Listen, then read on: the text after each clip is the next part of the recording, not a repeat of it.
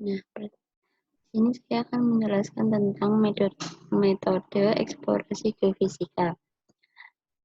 Nah, perkenalkan, nama saya Sangita Septi Fitriani, NRP 16030. Nah, pokok bahasan pada pembahasan kali ini adalah metode mikrotremor, gelombang permukaan, dan metode resistivitas. Untuk metode mikrotremor sendiri, metode mikrotremor merupakan salah satu metode geofisika yang biasa disebut dengan ambient noise atau getaran tanah dengan amplitudo yang dapat ditimbulkan oleh peristiwa alam. Nah, peristiwa alam yang dimaksud ini adalah angin, gelombang laut, getaran pada jalan raya, maupun peristiwa buatan lainnya.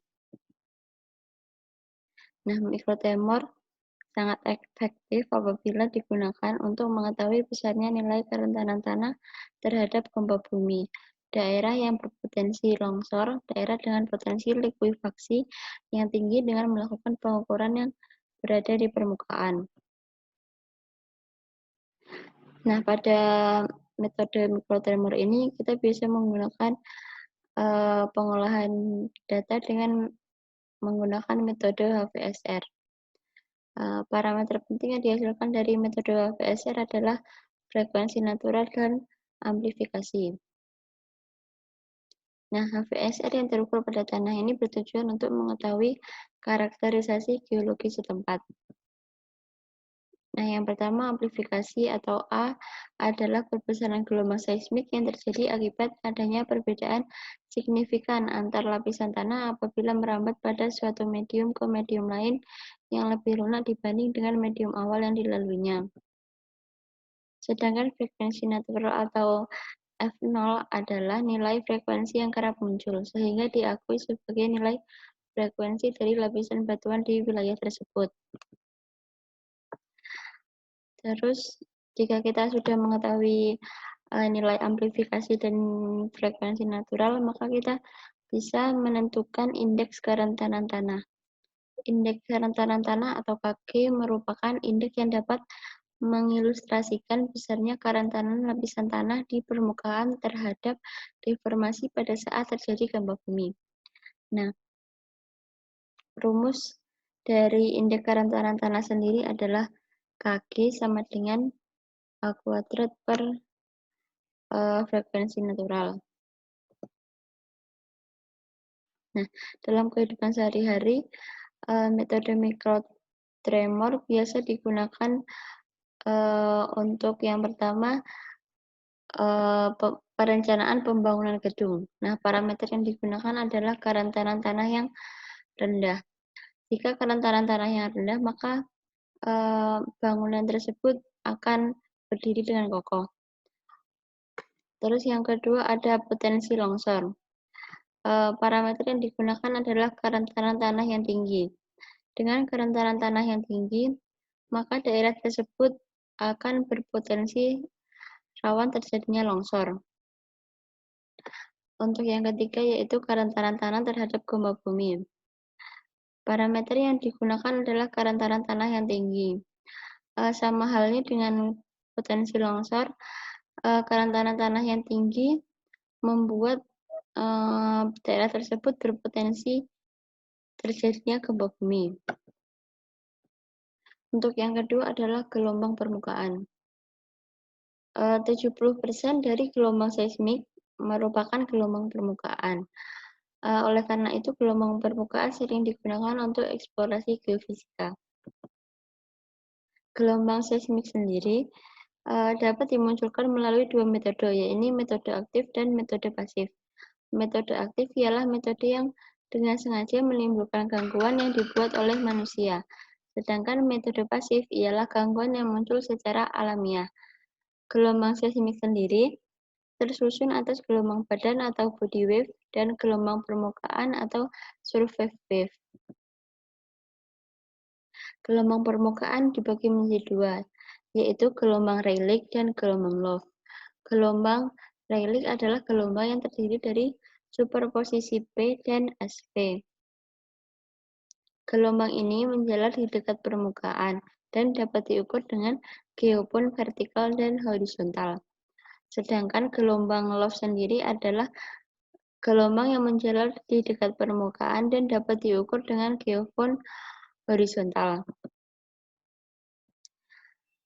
Ini merupakan gambar gelombang Rayleigh dan gelombang low. Untuk gelombang Rayleigh sendiri, bentuk persebaran gelombangnya membentuk perputaran karena dia merupakan superposisi dari P dan SW. Untuk gelombang low sejajar dengan sumbu X dan Y. Nah, dispersi gelombang. Dispersi gelombang ini pada grafik ini dilihat ada grafik tentang waktu dan jarak. Dapat dilihat bahwa setiap pengukuran memiliki waktu yang sangat panjang. Nah, perbedaan waktu ini merupakan dispersi gelombang. Jika sudah diolah dengan suatu software dan mendapatkan suatu fungsi dengan frekuensi dan velocity-nya, maka ini akan phase velocity-nya merupakan fungsi dari frekuensi. Langkah-langkah eksplorasi gelombang permukaan. Yang pertama adalah akuisisi data. Nah, akuisisi data ini bisa dilakukan secara aktif maupun pasif. Sudah dijelaskan tadi, secara aktif itu metode yang ditimbulkan dengan sengaja atau gangguan yang dibuat oleh manusia, dan sedangkan pasif itu muncul secara alamiah. Terus yang kedua ada processing. Processing ini dilakukan pemrosesan data yang semula didapatkan domain waktu menjadi domain frekuensi dan kecepatan. Lalu akan didapatkan kurva dispersi. Lalu yang ketiga ada inversi. Pada inversi ini dilakukan pemrosesan untuk dapat mendapatkan grafik kecepatan gelombang geser dengan fungsi kedalaman.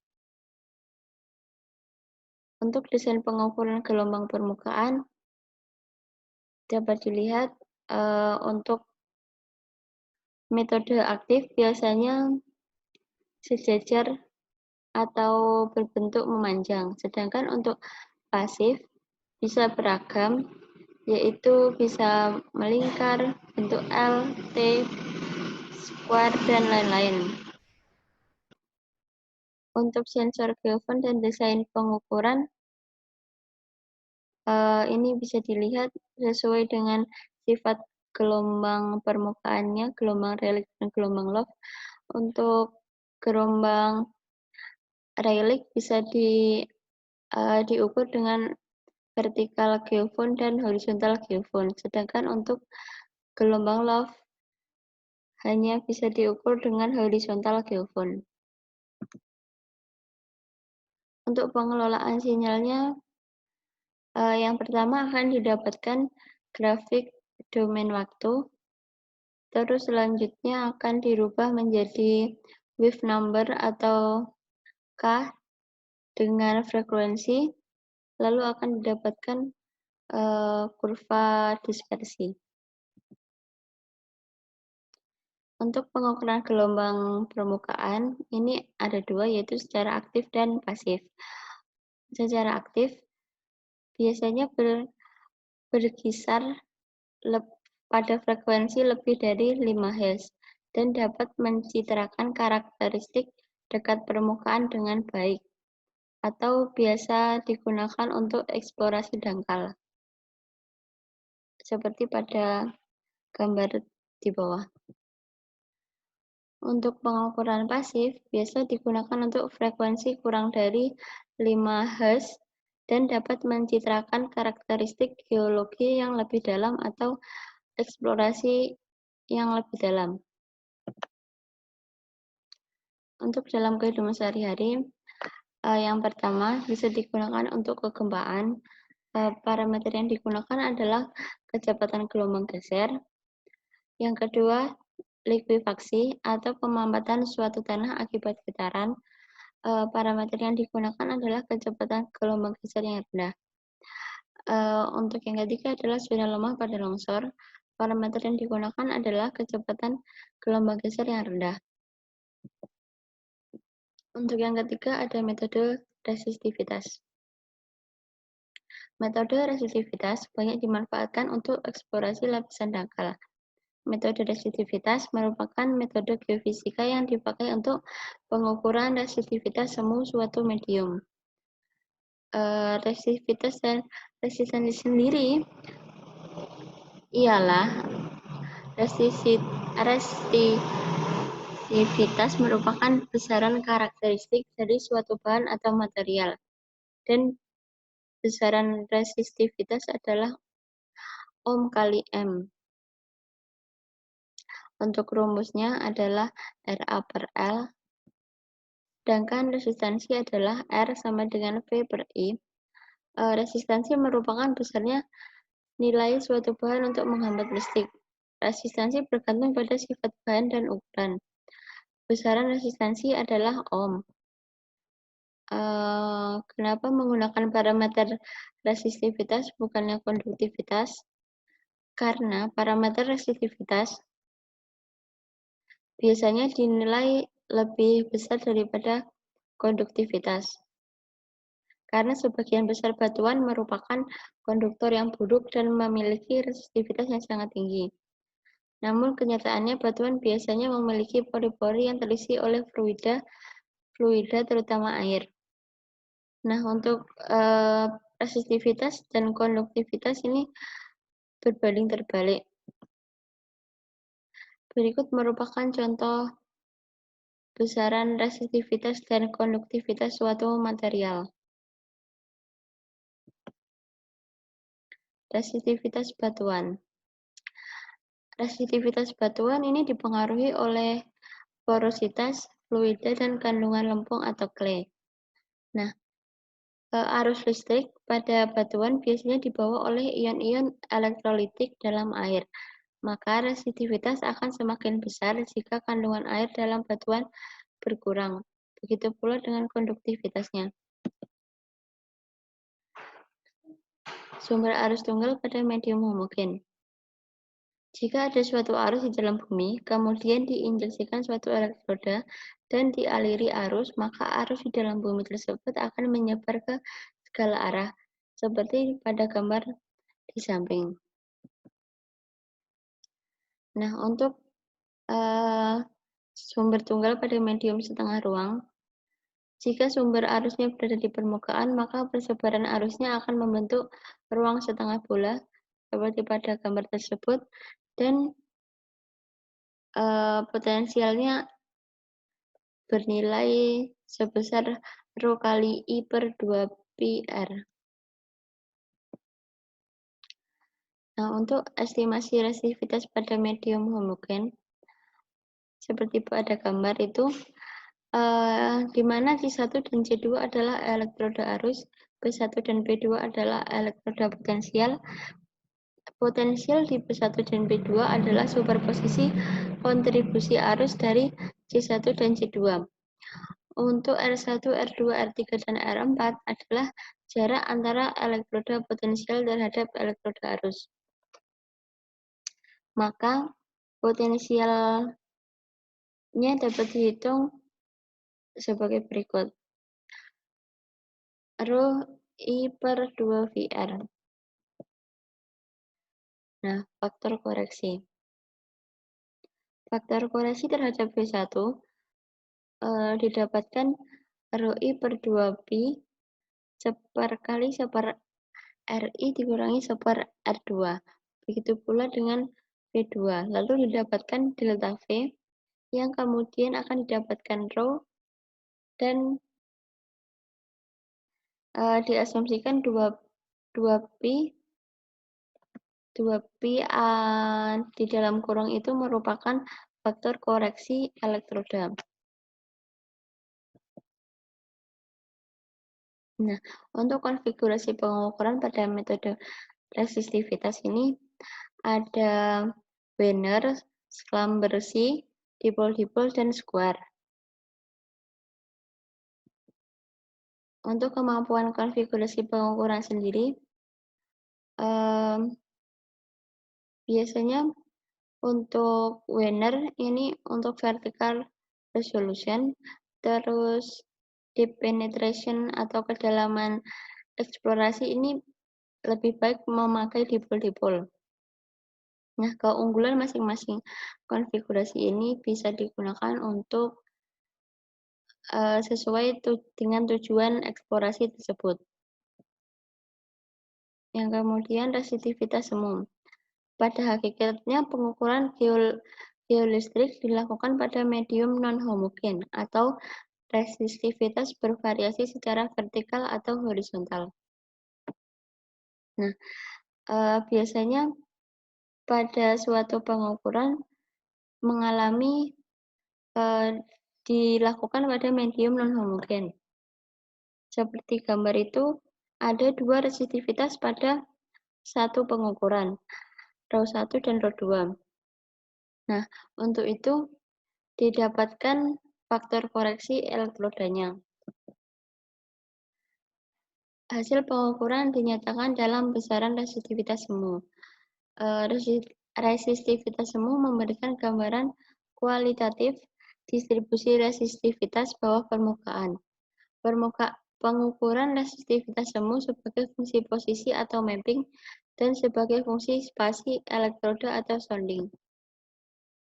Nah, teknik pengukuran pada metode resistivitas ini ada 4, yaitu vertical electrical sounding atau VES, mapping, tomografi, dan anisotropi. Mapping adalah biasa digunakan untuk mempelajari variasi resistivitas lapisan bawah permukaan secara horizontal. Pada metode ini digunakan jarak spasi elektroda yang tetap untuk semua titik pengamatan di permukaan bumi. Sedangkan Dantum point atau titik tengah antara P1 dan P2 atau C1 dan C2 yang selalu berubah. Hasil yang didapatkan adalah posisi dan nilai resistivitasnya. Terus yang kedua ada phase atau phase vertical electrical sounding.